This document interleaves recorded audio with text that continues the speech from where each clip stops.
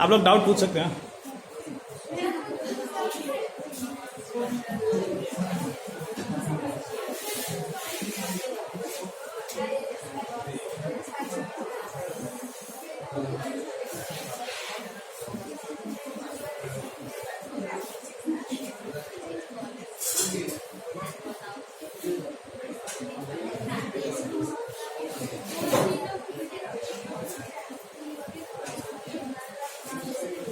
So very good morning to class 10 student of St. Paul High School. So in this video we will try to complete chapter 1. अगर हो पाता तो बहुत अच्छी बात है। So in the earlier video we have been talking about adaptation, evolution, everything. So in this video we will be concerning about hormones and nervous system basically. Okay. So first we have to understand now what is hormone. Okay. So hormone is a chemical substance. Hormone is basically what? Hormone is a chemical substance that produces in our body to maintain different balances in our body. ठीक है, हमारे body में एक chemical substance है जो हमारे body को affect करता है बहुत रेस्पेक्टिव में। ठीक है, हमारा बॉडी कैसे फंक्शन करेगा, हमारा हाइट बढ़ेगा कि नहीं बढ़ेगा, हमारा मेटाबॉलिज्म, जो आप खाना खा रहे हो वहां से कितना अमाउंट ऑफ एनर्जी निकलेगा, कितना मतलब कितना वो डाइजेस्ट होगा, उसका प्रोडक्टिविटी कितना होगा, सब कुछ डिपेंडेंट है सिर्फ और सिर्फ एक चीज से, उसका नाम है हार्मोन। ठीक है, सो हार्मोन का डिस्कवरी किसने की थी, अंडरलाइन कर लीजिए। अगर आपके बुक में लिखा हुआ है तो बहुत अच्छी बात है, बुक में नहीं लिखा है तो आप नाम लिख सकते हो, Bayliss and Starling. The name is there. I don't have the same book which you are using. I have a little bit different one and the page number is 14. Page number 14. Not in your book. It's a different book. You must try to buy this. This one is good book actually. As compared to that.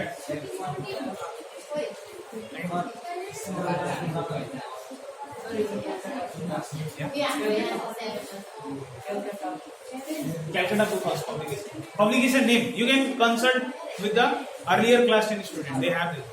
Some of them. Okay, now try to find this book. Calcutta book house.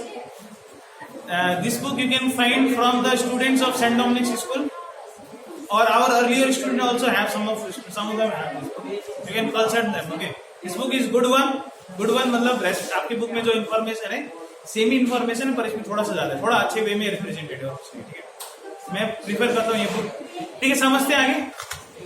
तो hormone का discovery किसने किया, basically नाम बताएंगे। नाम है बेलिस and Starlink. कौन से ईयर, 1904। ठीक है, Bayliss, BAYLISS, Bayliss and Starlink.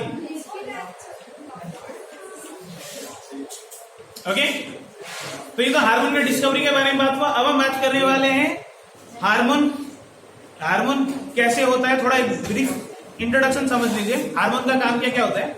Hormone हमारा बॉडी में ग्लूकोज का लेवल, कौन सा लेवल, ग्लूकोज का लेवल को कंट्रोल करता है। हमारे बॉडी में जो ब्लड प्रेशर है, in our body there should be a pressure of blood, then only our body part will going to function well और नॉट। हमारा बॉडी एफिशिएंटली फंक्शन करे उसके लिए ब्लड प्रेशर अच्छा रहना पड़ेगा कि नहीं रहना पड़ेगा। अभी आप यहाँ पर आराम से बैठे हो तो आपका ब्लड प्रेशर उतना स्पीड में फंक्शन नहीं कर रहा है, पर आप जब कोई भी एक्टिविटी करते हो, या रनिंग कर रहे हो, या क्रिकेट खेल रहे हो, फुटबॉल खेल रहे हो, your heart has to function more efficiently. आपका हार्ट बीट स्पीड हो जाता है कि नहीं हो जाता व्हेन यू रन। वो क्या आप बोल रहे हो उसको होने के लिए, उसको पता है कि हार्ट को खुद में खुद स्पीड करना पड़ेगा। Why, because all the cell in your body now require more amount of energy as compare to earlier. तो वो और अच्छे से कब काम करेगा, जब हार्ट बीट क्या हो जाएगा, स्पीड हो जाएगा। तो वो ब्लड प्रेशर क्या हो जाता है, इंक्रीज हो जाता है कब, when ever you do any kind of physical activity. तो ये कौन करा रहा है, हार्मोन करा रहा है। कौन करा रहा है, ये ब्लड प्रेशर जो आपका इंक्रीज होगा, जो आपका हार्ट बीट इंक्रीज हो गया, वो खुद ब खुद आराम माने वो खुद ब खुद माने नॉर्मल लेवल में आता है कि नहीं आता है। स्टॉप तो नहीं होता है, स्टॉप होने से तो खेला खत्म है। खुद ब खुद नॉर्मल लेवल में आ जाता है कि नहीं आ जाता। ये क्या आप करा रहे हो। Our body is so much advance, you can not, पता ही नहीं। Our body is a self healer, our body is a, आपको चाहे जैसे भी चोट हो टाइम लगेगा, कैसा भी चोट हो टाइम लगेगा, हील होगा। टाइम लगेगा, पर सीवियर हो गया तो मुश्किल है। माने इन्फेक्शन नहीं होना चाहिए, इरेस्पेक्टिव ऑफ इन्फेक्शन, चाहे कैसा भी चोट लगा हो आपको, हील होता है बोलते हैं। Ayurveda also says like that, our body is a self healer. तो इतना एडवांस सिस्टम है हमारे पास, खुद में खुद हील होने वाला। ठीक है, तो हम बात करते हैं अब बेसिकली दो सिस्टम है हमारे बॉडी में। कितना सिस्टम है? Endocrine, exocrine. क्या बोलते हैं? In our body two systems are there, endocrine and exocrine. समझ लीजिए इंडोक्राइन क्या है, एक्सोक्राइन क्या है। एक्सो मतलब the gland which secrete hormone directly on the blood, directly on the body, on the surface of the body. जो gland अपना hormone directly surface, अपना हमारे बॉडी के सरफेस में हार्मोन सेक्रेट करेगा, उसे हम कहेंगे एक्सोक्राइन ग्लैंड। कौन सा gland? The gland which secrete hormone directly on the surface of the body will be known as exocrine gland. ठीक है, the gland which secrete hormone directly in the blood stream or in the liquid. फिर से बता रहा हूं, the gland which secrete hormone directly on the blood stream.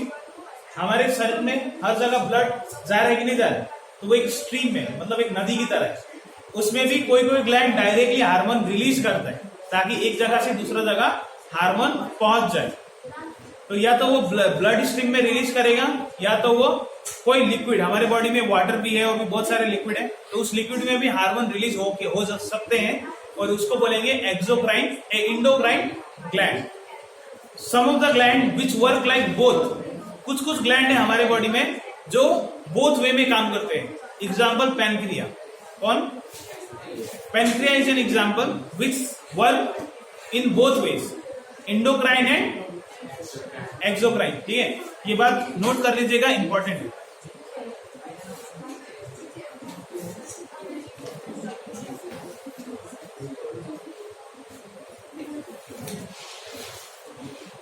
ठीक है, अब हम ग्लैंड्स के बारे में, ग्लैंड्स का बेसिक समरी समझे। अब एक लास्ट समरी समझते हैं, एफएसएच, फीडबैक सिस्टम। हाँ, हमारे बॉडी में एक फीडबैक सिस्टम है। क्या बैक सिस्टम है? होता क्या है बेसिकली, थोड़ा समझते हैं। जब भी हम चॉकलेट, शुगर या कुछ भी sweet product, when we consume our glucose level increases, ठीक है। जब हमारा ग्लूकोज लेवल इंक्रीज हो जाता है तो हमारा बॉडी एफिशिएंटली काम नहीं कर सकता। क्यों? ग्लूकोज चाहिए होता है, कब चाहिए होता है? जब हम लोग थक जाते हैं। आप कोई भी काम नहीं कर रहे हो, फालतू में आपका ग्लूकोज लेवल इंक्रीज हो गया, तो वो वेस्ट होगा कि नहीं होगा? तो कंट्रोल करना पड़ेगा, उसको क्या करना पड़ेगा? तो पैनक्रिया, कौन करेगा कंट्रोल? ब्रेन बताएगा पैनक्रिया को। कौन बताएगा? ब्रेन बताएगा पैनक्रिया को कि इंसुलिन हार्मोन रिलीज करे। कौन सा हार्मोन रिलीज करे? ग्लूकोज को बोलेंगे ग्लूकागोन। ग्लूकोज बोलेगा मतलब एक ही है, हार्मोन ही है। ठीक है, जब भी आप कुछ भी स्वीट प्रोडक्ट खा रहे हो, आपके बॉडी में ग्लूकागोन का लेवल बढ़ रहा है, मतलब ग्लूकोज का लेवल ज्यादा हो जाने से अच्छा नहीं है। आप ज्यादा खाना खा लोगे तो क्या हो जाएगा? एसिडिटी हो जाएगा, उल्टी भी हो सकता है कि नहीं हो सकता? वैसे ही ये हार्मोन का है। जब आपके बॉडी में ग्लूकोज का लेवल अल्टीमेट स्टेज में पहुंच जाता है या बहुत ज्यादा अमाउंट में इंक्रीज हो जाता है, तो उसको कंट्रोल करना पड़ता है। उसको क्या करना पड़ता है? वो खुद में खुद कंट्रोल नहीं होगा, उसको खुद में खुद कंट्रोल कौन कराएगा? इंसुलिन कराएगा। इंसुलिन कौन रिलीज करेगा? पैनक्रिया रिलीज करेगा, पर पैनक्रिया खुद से रिलीज नहीं करा सकता। हाइपोथैलेमस, ब्रेन बताएगा। कौन बताएगा? ब्रेन सिग्नल भेजेगा पैनक्रिया को in the form of hormone. Brain pancreas को क्या बताएगा? इंफॉर्मेशन भेजेगा। किस फॉर्म में? हार्मोन के फॉर्म में भेजेगा कि कौन सा हार्मोन रिलीज करो? इंसुलिन हार्मोन रिलीज करो। बॉडी में ग्लूकोज का लेवल क्या हो चुका है? इंक्रीज हो चुका है, तो वो इंसुलिन हार्मोन क्या करेगा? रिलीज करना शुरू कर देगा, और आस्ते आस्ते क्या हो जाएगा? आपका ग्लूकोज लेवल कम और इंसुलिन का लेवल ज्यादा होने लगेगा। फिर से आपका ब्रेन क्या हो जाएगा? अलर्ट कराएगा। ब्रेन अलर्ट कराएगा किसको? पैनक्रियास को, कि क्या हो गया? इंसुलिन का लेवल ज्यादा जा रहा है, उसको भी कंट्रोल करना है। तो ऐसा एक बैलेंस चलते रहता है हमारे बॉडी में। ठीक है, कभी भी कोई ज्यादा कोई कम नहीं रहता है। ऑटोमेटिकली हर बार हमारा बॉडी कोशिश करते हैं ताकि ये बैलेंस करके रखे। कभी बैलेंस होता है, कभी बैलेंस नहीं होता, per hour body is doing that continuously without knowing, without letting us know. बिना हमको पता चले हमारे बॉडी इतना एफिशिएंटली काम करता है। ठीक है, अब हम बात करते हैं नंबर 1 ग्लैंड के बारे में, हाइपोथैलेमस। कौन सा ग्लैंड है? हाइपोथैलेमस कहां पर होता है? ब्रेन में होता है। कहां पर होता है? Master of all gland. क्या बोलते हैं? फिर से बोलेंगे एक बार, master of all. Pituitary gland is also known as master of all gland. ठीक है, दो ग्लैंड का नाम है, याद कर लीजिएगा। Hypothalamus is also known as master of all gland, pituitary gland is also known as master of all gland. ठीक है, एक बार समझते हैं हाइपोथैलेमस का कहानी। हमारी बॉडी में आपको बुखार आता है, सबको बुखार आता है, मुझे भी बुखार आता है, सबको बुखार आता है, ये सुनो। बुखार आना अच्छा बात है, बुरा बात? आप लोग समझते होगा बुरा बात, पर बॉडी के रेस्पेक्टिव में देखेंगे, समझेंगे।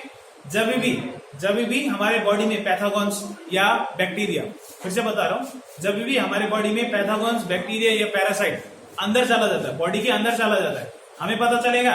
नहीं पता चलेगा, पर हमारे बॉडी का इंटरनल सिस्टम, इम्यूनिटी सिस्टम को पता चलता है कि अंदर में क्या चला गया, पैथोजेंस चला गया, बैक्टीरिया चला गया, तो वो ब्रेन तक सिग्नल पहुंचाएगा। वो कहां तक सिग्नल पहुंचाएगा? हाइपोथैलेमस को। किसको पहुंचाएगा सिग्नल? हाइपोथैलेमस को बताएगा कि हमारे बॉडी में फॉरेन एजेंट्स आ चुके हैं। क्या आ चुके हैं? फॉरेन एजेंट्स आ चुके हैं। फॉरेन एजेंट्स इधर क्या है? Pathogens, bacteria, parasite. ठीक है, इन लोग ना गर्म टेम्परेचर में मर जाते हैं। गर्म टेम्परेचर में क्या हो जाते हैं? इसीलिए हाइपोथैलेमस क्या बोलेगा? हाइपोथैलेमस बॉडी को माने इंस्ट्रक्शन भेजेगा कि अब क्या करो, बॉडी का टेम्परेचर इंक्रीज करो। बॉडी का टेम्परेचर क्या करो? इंक्रीज। जैसे ही आप इंक्रीज होगा बॉडी का टेम्परेचर, खुद में खुद वो बैक्टीरिया मर जाते हैं। पर ऐसा हम लोग वेट ही नहीं करता, हम लोग तो पहले दवाई खा लेते हैं। ठीक है, आप नहीं भी दवाई खाओगे तो भी आप ठीक हो जाओगे। अगर आपको नॉर्मल फीवर है तो, वायरल फीवर है तो टाइम लगेगा। अभी के टाइम में फीवर का बात ना होगा। तो ये हाइपोथैलेमस का मैंने आपको बेसिक स्टोरी बताया, बेसिक चीज बताया। अब इसके फंक्शन पढ़ लीजिएगा, आपके बुक में अच्छे से दिए हुए। अब हम बात कर रहे हैं पिट्यूटरी ग्लैंड। कौन सा gland? Pituitary gland is just shape like P. उसका शेप है पी का जैसा, P, alphabet P, alphabet P. गुडो नॉट, दिस इज नॉट गुडो, दिस इज पी। ऐसा पी के शेप में है पिट्यूटरी ग्लैंड, इसलिए उसका नाम है पिट्यूटरी ग्लैंड। पिट्यूटरी ग्लैंड भी कहाँ है? ब्रेन में है। ब्रेन में छोटा सा अंदर में स्ट्रक्चर है, ब्रेन के नीचे स्ट्रक्चर है, वो पी के शेप में है। ठीक है, पिट्यूटरी ग्लैंड में 2 पार्ट है, एंटीरियर पिट्यूटरी और पोस्टीरियर पिट्यूटरी। पिट्यूटरी ग्लैंड में भी 2 पार्ट है। कितना पार्ट है? कौन सा? Anterior pituitary and posterior pituitary. Okay, pituitary gland anterior, और इस पिट्यूटरी ग्लैंड को भी बोलते हैं मास्टर ऑफ ऑल ग्लैंड। ये भी सारे ग्लैंड को कंट्रोल करता है। ठीक है, ये कौन कौन से हार्मोन रिलीज करता है वो इंपॉर्टेंट है, अंडरलाइन कर लीजिए। ACTH, GH, TSH, FSH, LH और प्रोलैक्टिन। ठीक है, ये 6 हार्मोन रिलीज करता है। ये एग्जाम में पूछ सकता है कौन सा हार्मोन रिलीज कर रहा है पिट्यूटरी ग्लैंड। ठीक है, नाम क्या है? ATCH, GH, TSH, GTH, FSH, LH, prolactin. हमारा हाइट बढ़ेगा नहीं बढ़ेगा? हमारा हाइट कितना बढ़ेगा ये भी डिपेंड करता है पिट्यूटरी ग्लैंड। कौन डिपेंड करता है? इसलिए लिखा है GT, नहीं सॉरी मिस्टेक कर रहा हूं मैं, ये नहीं है GH, वो जो आप बोल रहे हो ना GH, ग्रोथ हार्मोन, वो है इसमें। पिट्यूटरी ग्लैंड भी डिसाइड करता है, हमारा थायराइड ग्लैंड भी डिपेंड करता है। ठीक है, हमारा थायराइड ग्लैंड भी डिपेंड करेगा कोई इंसान का हाइट बढ़ेगा या नहीं बढ़ेगा। और एक कारण है DNA। खाली ग्लैंड से ही हाइट बढ़ेगा ऐसा जरूरी? DNA भी डिसाइड करता है कि कोई इंसान का हाइट बढ़ेगा या नहीं बढ़ेगा। हमारे DNA में सब कुछ कोडेड होता है। कलर कैसा होगा हमारा दाढ़ी आएगा कि नहीं आएगा, दाढ़ी आएगा तो कहां तक आएगा, कैसा आएगा, वो भी होता है। कलर कौन सा होने वाला है, हमारा दांत कौन सा इसमें टूटेगा, क्या टूटेगा, ऐसा सब कुछ डिकोडेड होता है। ऐसा बोलते हैं साइंटिस्ट, मैं नहीं बोल रहा, साइंटिस्ट बोलते हैं। सब कुछ कोडेड, सब कुछ कोडेड।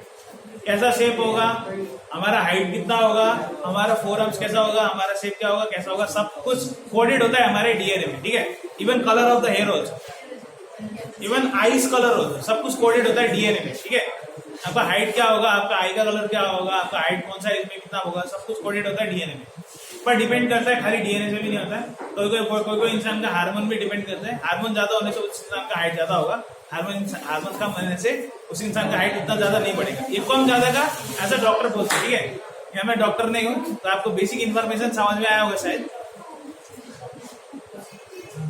अब हम बात करते हैं नेक्स्ट हार्मोन के बारे में, नेक्स्ट ग्लैंड के बारे में, ठीक है। ये जीटीएच, एसटीएच, जीटीएच एक बार देख लीजिएगा, ठीक है। समझ में नहीं आया तो बताइएगा। अब हम बात करने वाले हैं थायराइड ग्लैंड के बारे में। कौन सा ग्लैंड? थायराइड ग्लैंड, ठीक है। Thyroid gland is consist on our throat. कहां पर है? हमारे थ्रोट में। इसका मेन काम क्या है, ठीक है। Function of thyroid gland, number 1, effect on BMR, हमारा ऑक्सीजन इनटेक और ऑक्सीडेशन ऑफ फूड, हमारे metabolism, our metabolism in our stomach, the food has to digest properly और नॉट। अगर फूड अच्छे से डाइजेस्ट नहीं होगा तो एनर्जी रिलीज होगा? एनर्जी रिलीज नहीं होगा। वो एनर्जी रिलीज अच्छे से हो, हमारा बॉडी अच्छे से फंक्शन करे, थायराइड ग्लैंड प्ले करता है पार्ट। कौन सा ग्लैंड प्ले करता है पार्ट? Thyroid gland. हमारा हाइट, हमारे स्केलेटल सिस्टम, ये भी करता है काम। कौन सा? Thyroid gland. Thyroid gland also is responsible for the increase of height. उसके बाद हम बात करते हैं effect on respiration. If you are a runner, respiration is a major aspect. अगर आप रनिंग रिलेटेड काम कर रहे हो, अगर आप रनर हो, तो आपका रेस्पिरेशन अच्छा होना चाहिए। अगर आपका रेस्पिरेशन अच्छा नहीं है, you can not run for longer period of time. बीच रास्ते में आप हाफने लगोगे। आपका रेस्पिरेशन सिस्टम तब अच्छा होगा जब आपका थायराइड ग्लैंड स्ट्रांग होगा। तो आपका थायराइड ग्लैंड माने अच्छे से काम कर रहा है, एफिशिएंटली काम कर रहा है, आपका रेस्पिरेशन भी क्या होगा? अच्छा होगा। रेस्पिरेशन जब अच्छा होगा, automatically your body will work more efficiently, ठीक है। तो ये मैंने 2-3 बात किया, बाकी फंक्शन देख लीजिएगा। अब हम बात करने वाले नेक्स्ट ग्लैंड के बारे में, एड्रेनल ग्लैंड। कौन सा gland?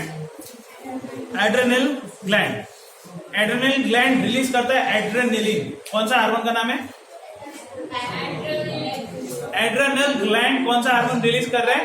Adrenaline gland, adrenaline hormone, ठीक है। ये हार्मोन को इमरजेंसी हार्मोन कहते हैं। क्यों? क्या हार्मोन कहते हैं?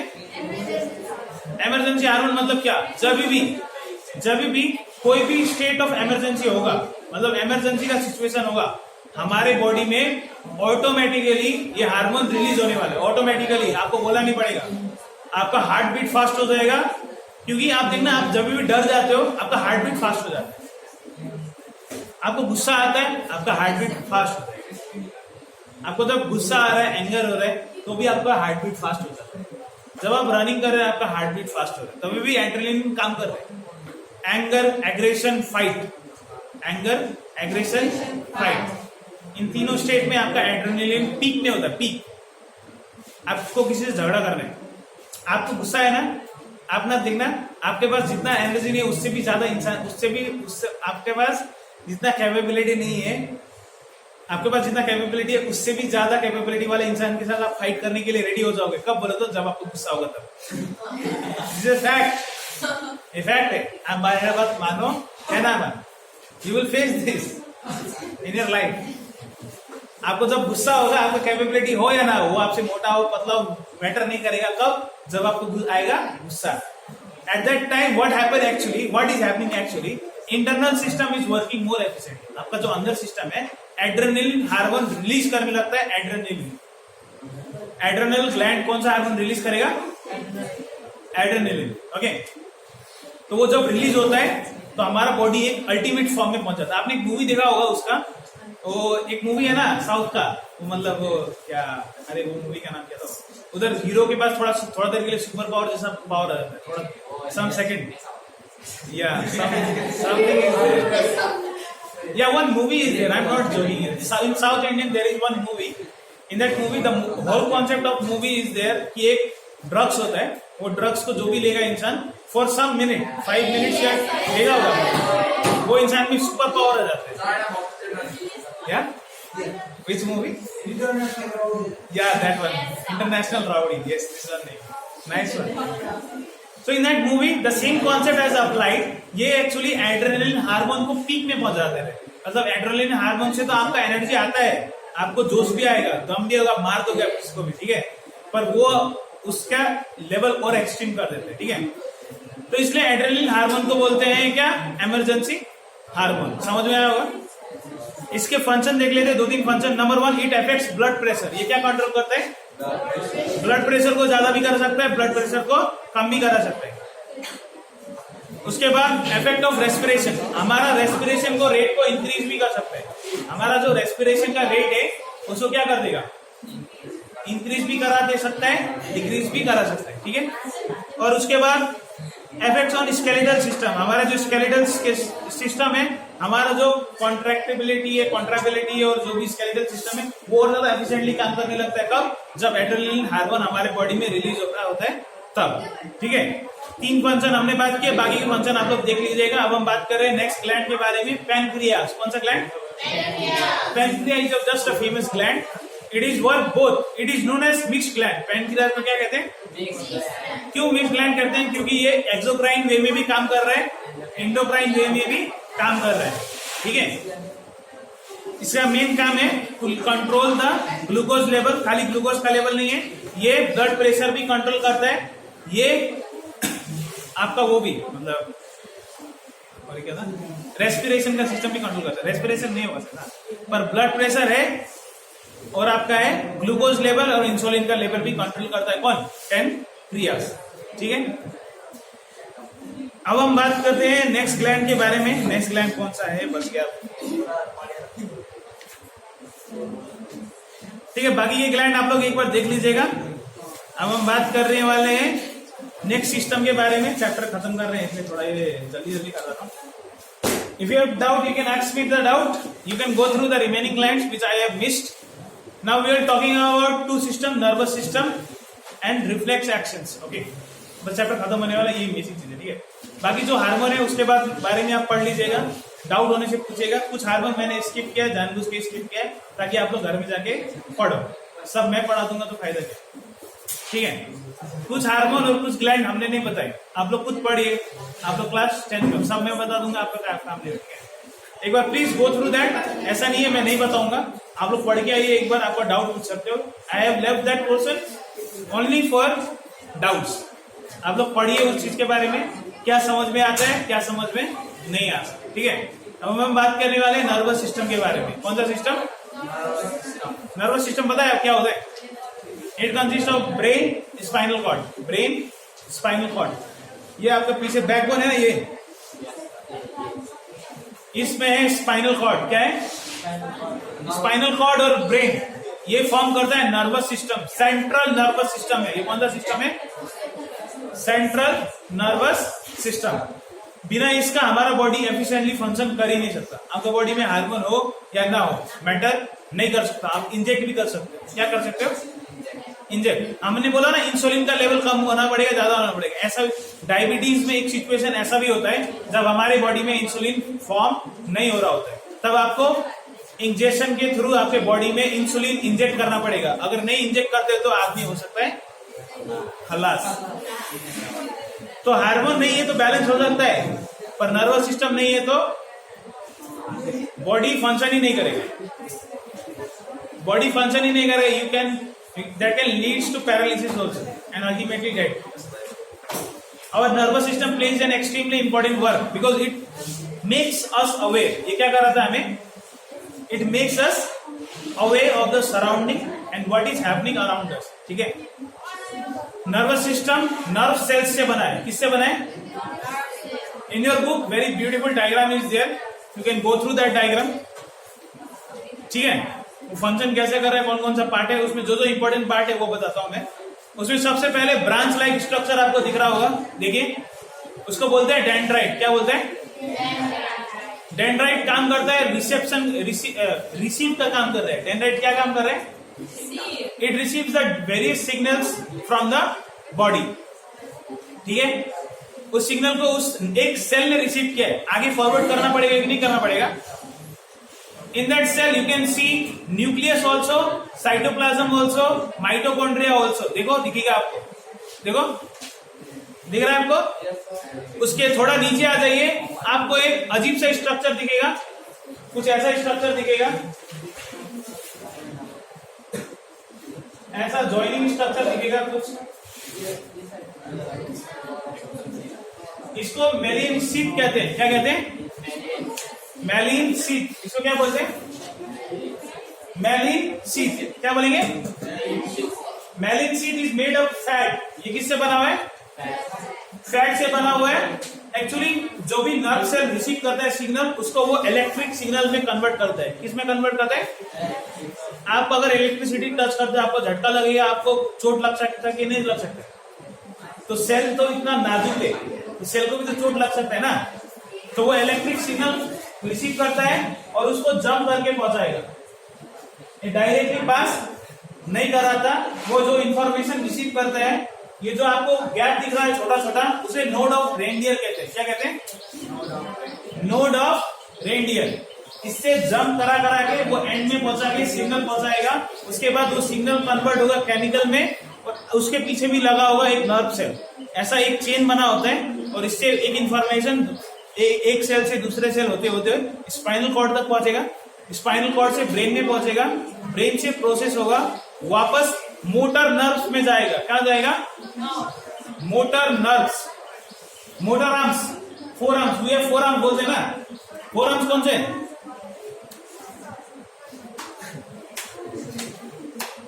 Four arms. ये थाई मोटर नर्व्स। यहाँ क्या है? Motor nerves. ब्रेन ने प्रोसेस किया, वापस गया, यहां तक ही इंफॉर्मेशन जाएगा, काम हो जाएगा। आप जब भी कोई हॉट ऑब्जेक्ट टच करते हो, जैसे आपने टच किया, आपका हाथ खुद ब खुद वापस पीछे आता कि नहीं आता? कि हाथ ऐसा करके ऐसा करते हैं आप? होगा ही नहीं। जब भी आपने टच किया, हाथ वापस ऑटोमेटिकली पीछे जा रहा है, नहीं जा रहा। जब अब ये when you are doing this action, which part is working? This part is working, this part is working. कैसे बता रहा हूं? मोटर नर्व्स का है। जब भी कोई हॉट ऑब्जेक्ट आप हाथ लगाओगे, आपका हाथ पीछे जाता है, मतलब ये काम करेगा, ये काम करेगा, तभी तो पीछे जाएगा, वरना ये बन जाएगा ऐसा करके ऐसा करते। It will never happen like that. आप कोई भी गर्म चीज छुओ, आपका हाथ ऐसे जाएगा, वो ऐसे जा रहा है, तो भी ये काम करता है, बिना इसके ये ऊपर जाएगा। तो काटा है अपना हाथ, ऐसा होगा, ऐसा होगा, या तो आपका हाथ ऐसा होगा। आप ऐसा करो या ऐसा करो, ये काम कर रहा है, बिना इसके काम का काम ही नहीं होने वाला। ठीक है। तो ये था बेसिकली नर्वस सिस्टम के बारे में। अब हम बात करते हैं एक्शन एंड रिफ्लेक्स एक्शन के बारे में। अब ऐसा पेन गिर रहा है, तो आप ऐसा पकड़ लेते हो ना, इतनी पकड़ लेते हो, ये है रिफ्लेक्स एक्शन। क्या है? Reflex action is naturally there in our system. Reflex action is there naturally in our system. हमें सीखना नहीं पड़ता, हमें सीखना नहीं पड़ता। क्या? Reflex action. But acquired action हमें सीखना पड़ता है। जैसे कि एक गोलकीपर होता है, गोलकीपर को बॉल पकड़ना सीखना पड़ता है कि नहीं सीखना पड़ता है? क्योंकि उसे उस फुटबॉलर का स्टेप्स को नोटिस करना पड़ेगा कि वो बॉल किस तरफ मार सकता है, और जिस तरफ वो मार सकता है उसको पहले थोड़ा डाइव करना पड़ेगा, क्योंकि जो पोस्ट है वो छोटा नहीं है, पोस्ट है बड़ा। तो उसे फुटबॉलर, वो जो प्लेयर है, उसके स्टेप्स को देख के आइडिया लगाना पड़ता है कि वो बॉल किस तरफ मारने वाला है।